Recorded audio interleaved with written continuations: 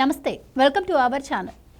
2018 నాటి గ్రూప్ 1 పరీక్షలను హైకోర్టు రద్దు చేసిన విషయం మనందరికీ తెలిసిందే. అయితే హైకోర్టు తీర్పు తర్వాత ఆంధ్రప్రదేశ్లోని ఏపీపీఎస్సీలో జరిగినటువంటి స్కామ్ ఒకసారిగా బయటపడింది. అయితే ఈ స్కామ్లో నష్టపోయింది ఎవరు, అసలు ఈ స్కామ్ ఏంటి, దీంట్లో గౌతమ్ సవాంగ్ పాత్ర ఏంటి, ఈ వివరాలని తెలుసుకునే ప్రయత్నం చేద్దాం. మనతో ఉన్నారు సీనియర్ పొలిటికల్ అనలిస్ట్ అంగమరావు గారు. నమస్కారం అండి. నమస్తే అండి. హైకోర్టు సంచలన తీర్పు వెలువరించింది. సో దీని తర్వాత అందరి చూపు ఏపీపీఎస్సీ మీద పడింది. అసలు ఏపీపీఎస్సీలో ఏం జరుగుతుంది, అసలు ఈ స్కామ్ ఏంటి, ఈ స్కామ్ వల్ల నష్టపోయింది ఎవరు? అంటే ఇప్పుడు దానికి సంబంధించింది కనుక ఒకసారి మన పూర్వాపరాలు పరిశీలిస్తే 2018లో దానికి సంబంధించి నోటిఫికేషన్ తెలుగుదేశం ప్రభుత్వం ఇచ్చింది. ఈ ప్రభుత్వం వచ్చిన తర్వాత దాని పరీక్షలు నిర్వహించింది. పరీక్షలు నిర్వహించిన తర్వాత ఇందుట్లో సభ్యులు ఎవరిష్టం వచ్చినట్టు వాళ్ళని దాన్ని 3 సార్లు, ఒకసారి కాకుండా 3 సార్లు ఆ పరీక్షా పత్రాలని దిద్దిచ్చారనేది చాలా స్పష్టంగా అర్థమైపోతూ ఉంది. దానికి సంబంధించిన గణాంకాలతో సహా ప్రతిపక్షాలు ఎండగట్టడం కూడా జరిగినాయి. ఎవరెవరికి ఎంత డబ్బులు ఇచ్చారు, ఏమేం చేశారు అనేది చాలా స్పష్టంగా అర్థమైపోయింది.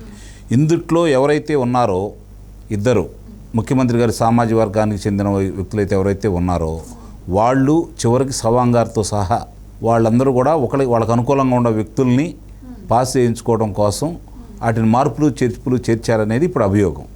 దాని సాక్ష్యాధారాలతో సహా వీళ్ళు న్యాయస్థానం ముందు ఉంచారు కాబట్టి న్యాయస్థానం విచారణలో కూడా అది వాస్తవం తేలింది కాబట్టి న్యాయస్థానం ఈ పరీక్షలు చెల్లవు అని చెప్పని తీర్పు ఇవ్వడం కూడా జరిగింది.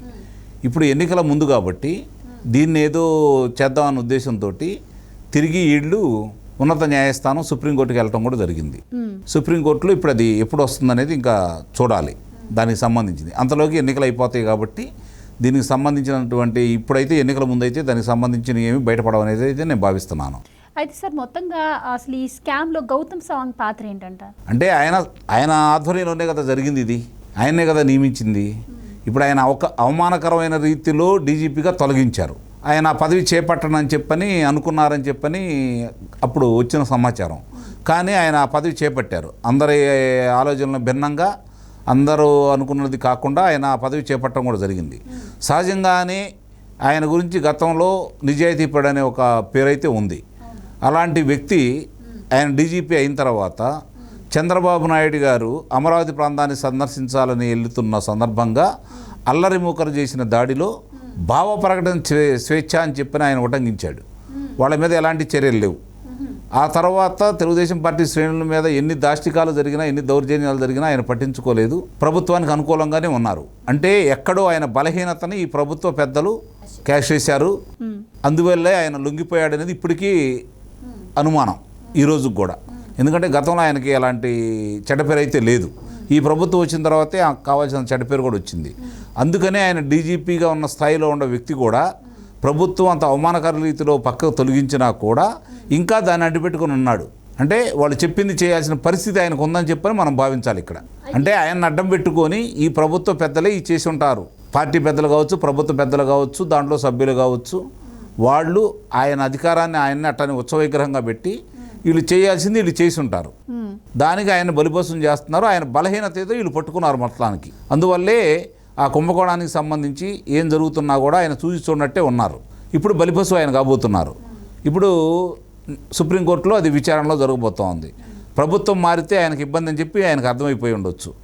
మరి ఈ లోపే ఆయన రాజీనామా చేస్తారంటే నాకు తెలిసినంతవరకు చేయకపోవచ్చు. ఎందుకంటే అది విచారణకు వచ్చేసరికి సమయం ఉంటుంది, తీర్పు వచ్చేసరికి ఇంకా సమయం పట్టిద్ది. ఈ లోపు ఎన్నికలు అయిపోయిన తర్వాత ప్రభుత్వం ఎటు మారిద్ది కాబట్టి ఆ రోజు వచ్చే ప్రభుత్వ పెద్దలు దీని మీద చర్యలు తీసుకుంటారు ఎట్టి పరిస్థితుల్లో కూడా. ఎందుకంటే మొన్నే ప్రకటించడం కూడా జరిగింది. దానికి సంబంధించి లోకేష్ బాబు గారును చంద్రబాబు నాయుడు గారు పవర్ పాయింట్ ప్రజెంటేషన్ కూడా ఇచ్చారు. చంద్రబాబు నాయుడు గారు వివరాలతో కూడిందంతా. అందుకే నేను అటు వివరాలు దొరికి వెళ్లకుండా చెప్తున్నాను మీకు. అంటే ఆయన సవివరంగా అందరికీ వివరించారు కాబట్టి ఎక్కడ లోపాలు జరిగినాయి, ఎవరు దీనికి బాధ్యులని చెప్పి వివరంగా చెప్పారు కాబట్టి అది న్యాయస్థానం గుర్తించి ముందుగా రద్దు చేసింది. ఇది ఒక అంశం గుర్తుపెట్టుకోవాలి. ఏ ఆధారాలు లేకుండా న్యాయస్థానం రద్దు అయితే చేయదు కదా. ఆధారాలు సమర్పించకుండా నాటకాలు ఆడితే వీళ్ళు ఆడొచ్చు. కొంతమంది న్యాయమూర్తులు దానికి అనుగుణంగా దానికి ఉదాహరణ చూసాం మన చంద్రబాబు నాయుడు గారి ఉదంతాన్ని కూడా. ఎలాంటి ఆధారాలు లేకుండా కూడా 52 రోజులు వారిని నిర్బంధంలో పెట్టారు. న్యాయస్థానాలు కూడా కళ్ళు మూసుకొని ప్రవర్తించినాయి. సుప్రీం న్యాయస్థానంలో కానీ ఇక్కడ న్యాయస్థానంలో కానీ ఈరోజు ఏమీ నిరూపించలేకపోయారు. వాళ్ళు ఇంతవరకు ఆధారాలే సమర్పించలేదు. వీళ్ళు ఆధారాలు సమర్పించారు కాబట్టే దాన్ని దృష్టిలో పెట్టుకొని న్యాయస్థానం ఇక్కడ దాన్ని పరీక్షలను రద్దు చేసింది కాబట్టి వీళ్ళు సుప్రీంకోర్టుకి వెళ్ళారు ఈరోజు. సుప్రీంకోర్టులో ఏం తీర్పు వస్తుందనేది చూసుకోవాలి. బాధ్యులైన వాళ్ళందరినీ వచ్చే ప్రభుత్వం వదిలిపెట్టదనేది, ఇది చాలామంది రాత్రింబాళ్ళు కష్టపడి కొన్ని సంవత్సరాలు దాని మీద శిక్షణ పొంది పరీక్షలు రాసి వేలాది మందిని వాళ్ళు అన్యాయం చేశారు కాబట్టి. ఇప్పుడు మీరు చెప్తున్నట్టు చాలా సంవత్సరాలు కష్టపడి వాళ్ళ జీవితం మొత్తం ధారపోసి చదువుతారు. అందులోనూ ఆర్థిక స్తోమత లేని వాళ్ళకి వాళ్ళు చాలా నష్టపోయి ఉంటారు. సో వాళ్ళు ఇప్పుడు అడుగుతున్నారు. కొంతమంది అయితే ఎలాంటి డౌట్ ఎక్స్ప్రెస్ చేస్తున్నారు అంటే, ఇదేనా లేకపోతే ఎస్ఐ ఎగ్జామ్స్లో కూడా స్కామ్ జరిగి ఉంటుందా అనే డౌట్ని వాళ్ళు ఎక్స్ప్రెస్ చేస్తున్నారు. అంటే ఇప్పుడు ఈ ప్రభుత్వం వాళ్ళు ఏది చేసినా కూడా ఈరోజు అనుమానపడాల్సిన పరిస్థితి. వాస్తవాలు కూడా అట్లానే ఉన్నాయి, చూడబోతూ ఉంటాయి ఏది చేసినా కూడా. కాబట్టి అనుమాన పట్టడంలో తప్పు లేదో, ఇది నిజం కూడా అయ్యి ఉండొచ్చు. ఎందుకంటే వీళ్ళు ప్రజల కోసం, విద్యార్థుల కోసం వీళ్ళు చేయరు. వాళ్ళ స్వలాభం కోసం, వాళ్ళకి లాభం చేకూర్చే విధం కోసం, వాళ్ళ మనుషులు నియమించుకునే విధానంలో ఎప్పుడూ వెనకడుగేయరు. వాళ్ళు మొట్టమొదటి కూడా ఆలోచన విధానం అదే, దాన్ని అమలు చేస్తూ ఉన్నారు. కాబట్టి ఇందుట్లో కుంభకోణం జరిగిందనేది వాస్తవం. ఈ ఒక్క దాంట్లోనే కాదు, ఈ ప్రభుత్వం వచ్చిన తర్వాత ఎలాంటి ఏం జరిగినా కూడా దానికి చూసాము. ఒక విద్యార్థులు సంబంధించి ఒక శాసనసభ్యుల యొక్క కుమార్తె కోసం బాగా చదువుకున్న పిల్లని ఏ విధంగా వేధిస్తే ఆత్మహత్య చేసుకుందో కూడా చూసాం. కాబట్టి ఇవన్నీ కూడా ఈ ప్రభుత్వం ఏం చేసినా కూడా వాళ్ళకు అనుకూలంగానే చేస్తుంది. వాళ్ళకి డబ్బులు వచ్చే విధానం చూసుకుంటుంది. వాళ్ళ మనుషులు నియమించుకోవడం కోసమే చేస్తానైతే భావిస్తున్నాను. Thank you so much.